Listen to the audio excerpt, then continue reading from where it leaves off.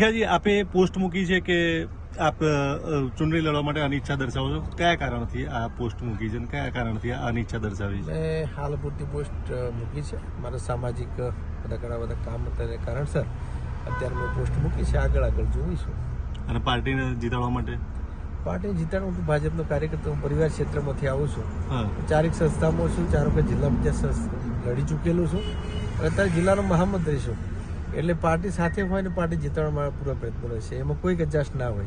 ભાજપનો આ રાષ્ટ્ર માટે કામ કરતી પાર્ટીનો કાર્યકર્તા છું.